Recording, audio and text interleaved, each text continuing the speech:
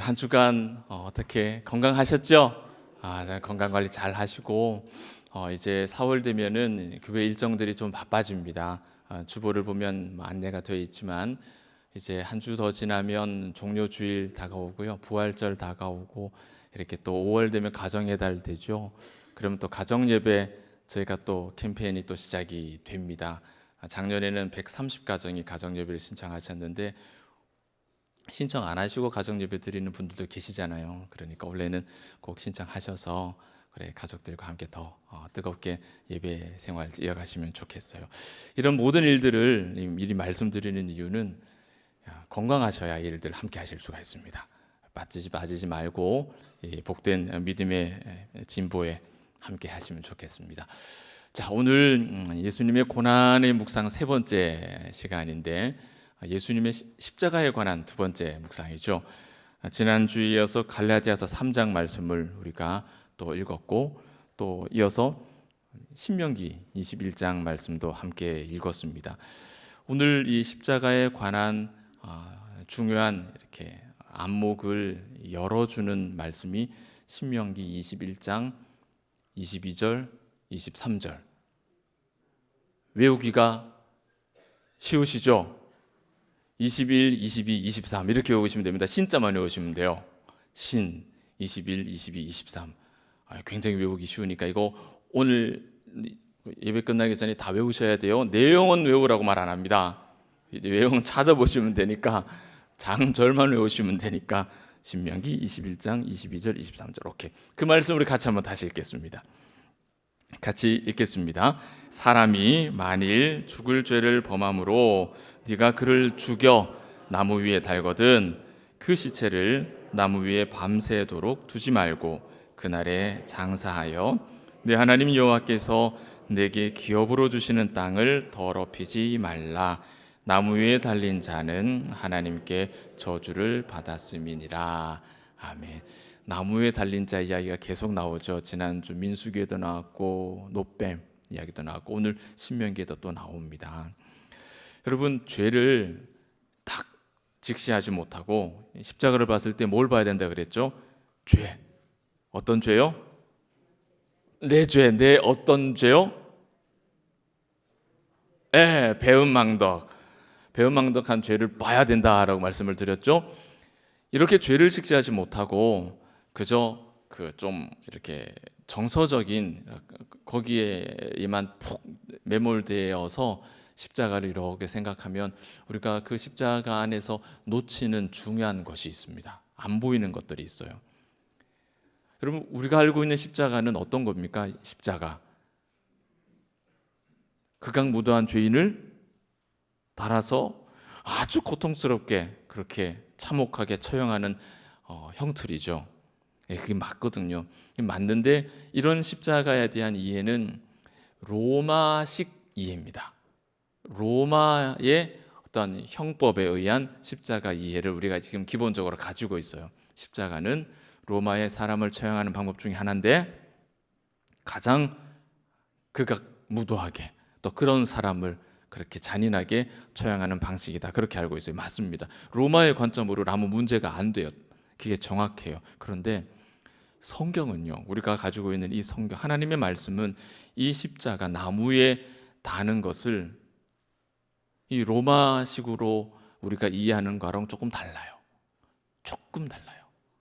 우리가 신명기 말씀을 굉장히 많이 읽었는데도 불구하고 이 부분이 눈에 쉽게 잘 안 들어오고 슬쩍 지나갔을 가능성이 굉장히 높습니다. 십자가를 로마의 형벌 가운데 가장 잔혹하게 사람을 처형하는 방법만 그렇게만 이해하면 오늘 우리가 신명기 말씀을 읽을 때 우리가 알고 있는 나무에 다는 이 십자가와 조금 다른 점이 보여요. 뭔가 문제가 생깁니다. 한 가지 문제가 생깁니다. 이상하게 느껴집니다. 왜?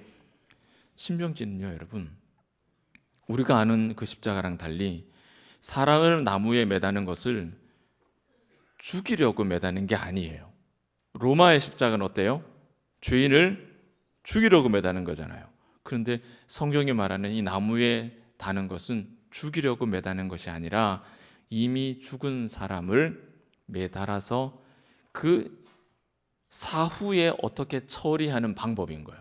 사후에 어떤 목적이 있어서 그렇게 죽은 시체를 나무에다가 매단다고요. 이게 제 이야기가 아니고 오늘 우리가 여러분 읽으신 말씀입니다. 읽으신 말씀이 그렇게 기록이 되어 있죠. 21절을 우리가 본문을 읽진 않았는데 한 절 여러분 찾아 올라가 보시면 21절은 사람을 이렇게 죽이는 이야기가 나옵니다. 사람을 잡는 이야기가. 그리고 22절에는 죽여서 나무에 다는 이야기가 나옵니다. 그러니까 달아서 죽이는 게 아니고 오늘 신명기 율법은 돌로 쳐 죽인 사람을, 죄인을 죽은 거로 끝내는 게 아니고 그 시신을 나무에다가 걸어버린다고요. 성경이 신명기 율법이 가르쳐주는 십자가는 그런 느낌이에요. 조금 다르죠. 약간의 다른 차이가 있습니다. 그런데 이 사실이 왜 중요하냐 하면 이 일을 통해서 우리는 십자가의 숨은 의미, 정확한 의미를 하나 발견하게 되고 그 의미가 십자가를 대하는 우리의 마음을, 우리의 믿음을 더 튼튼하게 하고 더 풍성하게 하고 더 깊이 있게 만들어 주기 때문이에요. 오늘 우리가 이 말씀을 통해서 함께 묵상하고자 하는 십자가로 한 걸음 더 나아가는 내용은 예수께서 나무에 달려 죽으셨다라는 그 진리를 넘어서, 우리는 그거 알고 있거든요. 그걸 우리 믿음의 고백으로 드리지 않습니까? 그 진리를 넘어서 나무에 달리신 이유가 뭐냐, 거기에 집중하는 거예요. 더 정확하게는 하나님께서 나무에 달아놓은 이유가 뭐냐, 하나님께서 그 아들을 나무에 달아놓은 이유가 뭐냐. 신명기 법의 의미를 우리가 수납한다면 죽은 예수 그리스도를 십자가에 달아서 하루를 두신 이유가 뭐냐라는 거예요. 이 사실이 정말 중요하거든요. 십자가에 달려 죽으셨다, 그걸로 끝나지 않는 게 중요한 겁니다. 그 다음 십자가에 달려 죽으셨고 그 다음은 왜? 그 다음은 뭐냐? 여러분, 거기까지 우리가 묵상의 깊이를 더해 보는 거예요. 자, 다시 처음으로 돌아갑시다. 신명기 말씀에 이 신명기의 하나님의 법은 왜 죽은 사람을 나무에다가 달았을까요? 왜 달았을까요? 로마의 십자가는 죄인을 죽이려고 나무에 달았습니다. 그렇죠? 죽이려고 달았습니다. 그런데 신명기에서는 왜 죽은 사람을 무슨 이유 때문에 나무에 또 매달았을까요? 이미 벌을 받은 거잖아요. 죄를 지었고 돌에 맞아서 죽었거든요. 죄값을 치른 거거든요. 그런데 그걸로 끝나지 않고 왜 그 죄값을 치른 시신을 나무에 달아두었냐고요. 왜 우리는 그것을 구약에서 설명하는 십자가로 우리는 가지고 와서 묵상하게 되느냐고요. 왜 이 사건이 예수 그리스도의 십자가로 우리에게 이렇게 고백되어지느냐, 이 말입니다. 그 답은 오늘 우리가 읽은 신명기 우리 말씀 안에 다 있습니다. 23절, 조금 전에 읽은 23절 말씀을 보면 시신을 나무에 달아놓은 이유가 설명이 됩니다. 뭐라고 합니까? 땅이 더럽혀지지 않게 해야 되기 때문에. 땅이 더럽혀지면 안 된다. 지난주 말씀 기억나십니까? 십자가는 왜 그 죄인이 너무 극악무도한 죄인, 저주받은 죄인이라서 땅에 발붙이고 죽이지도 않는다는 거예요. 그만큼 수치스러운 그런 처형이죠. 땅이 더럽혀지면 안 된다는 거예요. 왜 땅이 더럽혀집니까? 왜 그 시신이 땅에 머물러 있으면 그 땅이 더럽혀진다고 그럽니까? 나무에 달린 자는 어떤 사람이기 때문이에요?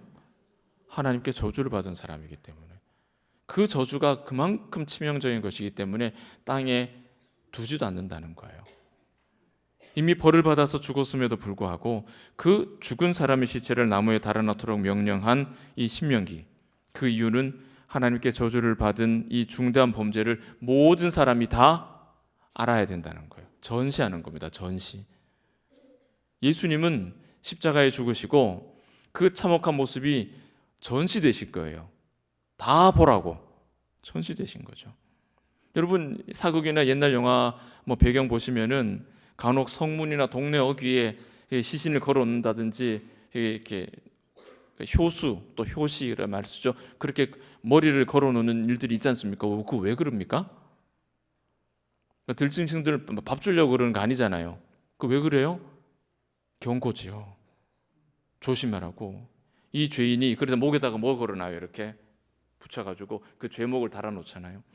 이 죄를 지으면 이렇게 된다. 그거 보여주는 거예요. 예수님의 십자가는 우리에게 그런 겁니다.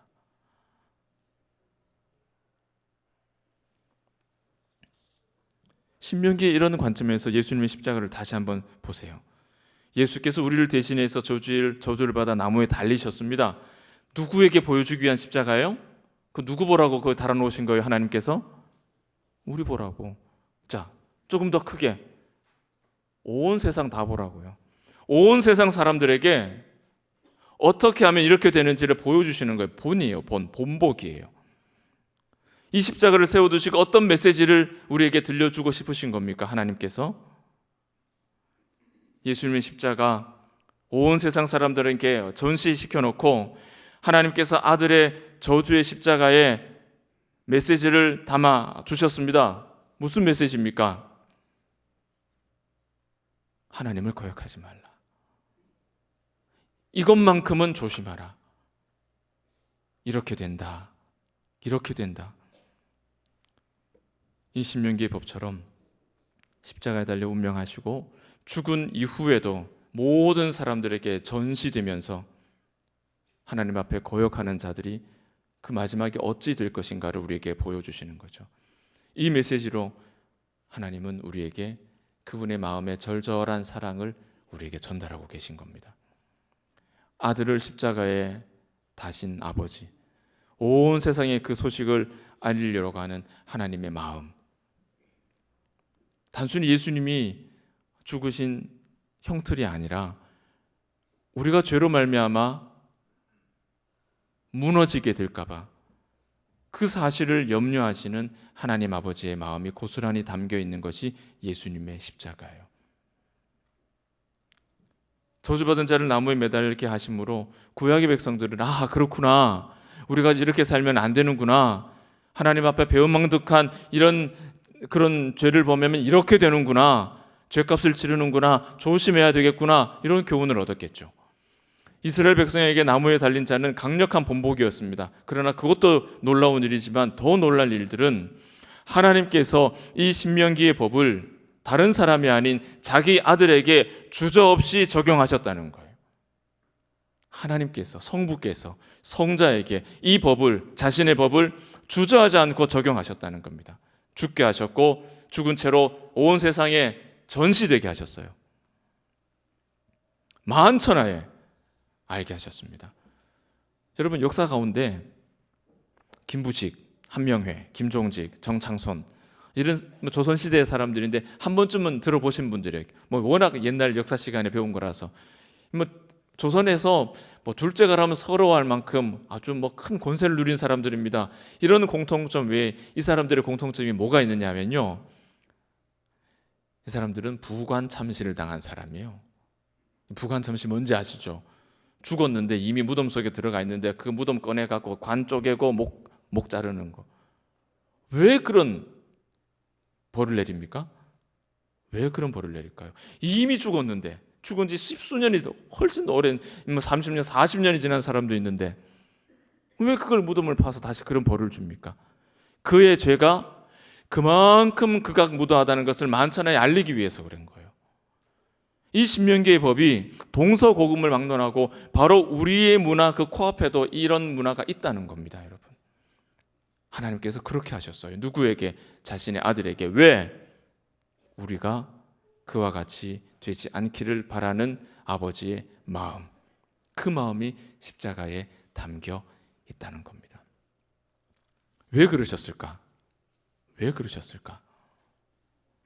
오늘 갈라디아서 3장 14절 말씀에 그 이유가 있죠. 그 이유가 뭔지 우리 같이 한번 읽어보도록 하겠습니다. 시작. 이는 그리스도 예수 안에서 아브라함의 복이 이방인에게 미치게 하고 또 우리로 하여금 믿음으로 말미암아 성령의 약속을 받게 하려 함이라. 아멘. 갈라디아서 3장 9절부터 14절까지 읽은 이유가 여기 있습니다. 9절에도 아브라함이 나오죠. 그리고 그 복이 14절에 나와요. 누가 그 복을 받아요? 우리가. 예수께서 저주받은 자로 온 세상에 전시되어야 했던 이유는 지난주 말씀처럼 그분의 매달림을 바라보면서 우리의 배은망덕한 죄를 직접 우리가 바라봐야 된다는 것이고, 두 번째는 그의 죽으심의 복, 그가 죽음으로 말미암아 우리가 누리는 복, 아브라함의 복, 그 복, 구원이 온 세상에 전달되어야 했기 때문에 그분은 그렇게 되신 거예요. 우리의 배은망덕한 그 죄로 예수 그리스도께서 십자가에 달려 죽으시고 전시되셨습니다. 그의 죽음이 낮에는 새가 앉게 되고 밤에는 들짐승이 그 시신을 범했겠죠. 이런 참혹함이 있어야 우리의 구원이 이루어지는 거예요. 우리가 룻기를 공부하면서 희생 없이는 회복이 일어나지 않는다는 사실을 우리가 공부했습니다. 희생이 없이는 구원이 일어나지 않는다는 것을 오늘 우리는 이 십자가를 통해서 다시 공부하는 겁니다. 아브라함의 복이 이방인에게 미치게 하고, 그 아브라함의 복이 오늘 우리에게 미치게 하는 이유, 그렇게 복이 우리에게 다가온 이유 뭡니까? 그리스도의 죽음이 낮에는 새에게 밤에는 들짐승에게 유린당하는 그 참혹한 벌을 받았기 때문에, 그 희생이 있기 때문에 그 복이 우리에게 임하는 거예요. 또 하나의 복, 성령의 약속 무엇입니까? 여러분, 성령의 약속은 우리가 쉽게 추론할 수 있죠. 사도행전, 예수의 시대, 새로운 시대에 우리에게 약속하신 성령의 임재, 성령의 충만, 그것이 우리에게 약속하신 성령의 약속입니다. 이 일을 위해서 예수께서 나무에 매달려 전시되신 거예요. 십자가는 우리에게 보라고 전시하신 거예요. 하나님의 사랑을, 하나님의 그 애절한 마음을 우리에게 전시해 주신 거예요. 말씀을 맺습니다. 지난주 우리가 묵상했던 것처럼 우리는 십자가를 통해서 죄의 자각, 나의 배은망덕한 죄를 직시하는 의미 있는 순간을, 이 십자가를 묵상할 때 경험을 해야 돼요. 그게 경험이 되어야 됩니다, 우리에게.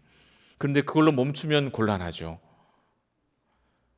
여러분, 십자가가 죄의 자각만 우리에게 준다면 여러분 십자가 가까이 하고 싶으세요? 아니면 멀리 하고 싶으세요? 이 질문이 어려우십니까? 다른 말로 질문을 드릴게요. 10대 때는 거울 보는 거 즐겁죠? 대학 다니실 때 거울 보는 거 행복하셨죠? 주사님, 그죠? 거울 보는 거 너무 즐거우셨죠? 맞죠, 권사님? 그런데 이제 환갑 넘어가시고 칠갑 넘어가시고, 자, 얼굴에 주름이 생기기 시작하고, 예전에 내가 알던 풋풋한 대학생들, 이팔 청춘일 때랑 다른 게 점점 느껴질 때, 여러분 그때 거울 보는 거 즐거우십니까? 거울 잘 안 보실라 하시죠? 거울 보는 거 불편하시죠? 십자가가 우리에게 죄만 자각시켜 준다면 그 십자가를 우리가 안고 살 수 있을까요? 우리는 십자가 피해 다니려고 할 겁니다. 괴로우니까. 그런데 그 십자가가 죄만 자각시키는 게 아니라 나무에 달린 그분을 통해서 우리가 받아야 했던 그 저주가 가려지고, 오히려 우리가 하나님의 자녀가 되는 길을 열어주는 거죠.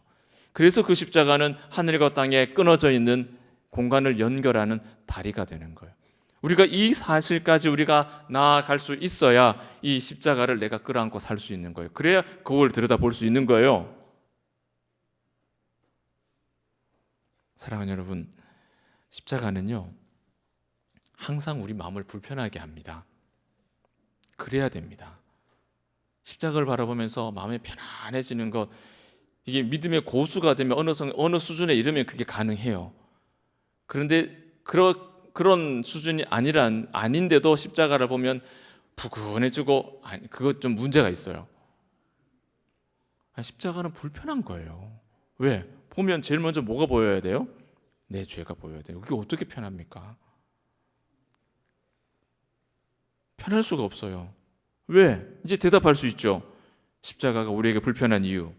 숨기고 싶은 내 죄를 똑똑하게 보여주니까 불편할 수밖에 없죠. 그러나 사랑하는 우리 봉독의 가족 여러분, 이런 불편한 십자가만 안고 살면 우리가 구원에 이를 수가 없는 거예요.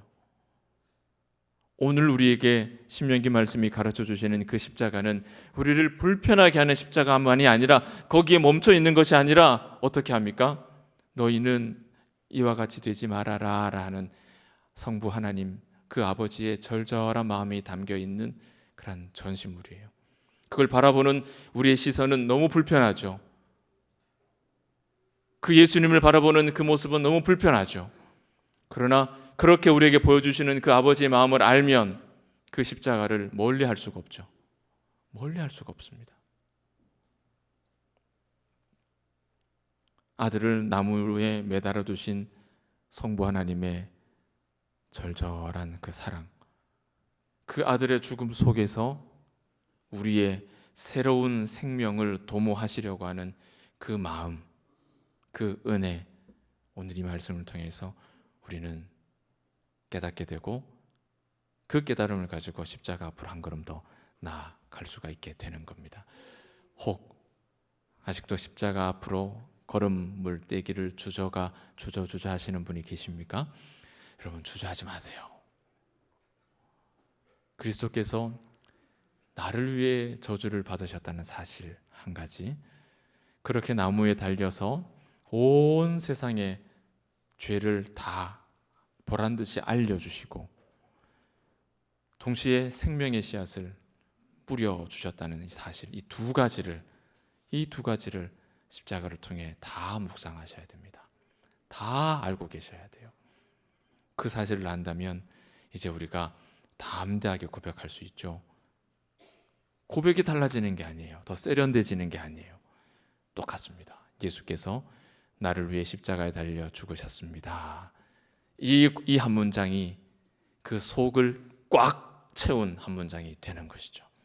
남은 우리 고난의 묵상 기간 동안에 여러분의 그 신앙 고백, 예수께서 나를 대신해서 저주를 받으시고 십자가에 죽으셨습니다 라고 하는 이 믿음의 고백을 계속해서 묵상하시되, 이제 이 한 문장으로 끝나지 마시고 이 문장 속에 담겨 있는 사실을 함께 묵상하시면서 더 단단해지고 더 견고해지는, 그렇게 십자가 앞으로 두려움 없이 떨림 없이 담대하게 걸어 나아갈 수 있는 우리 봉독의 가족들, 오늘 입교, 학습, 세례, 유아 세례 받는 우리 사랑하는 우리 봉독의 가족들 되시기를 예수님의 이름으로 축복합니다.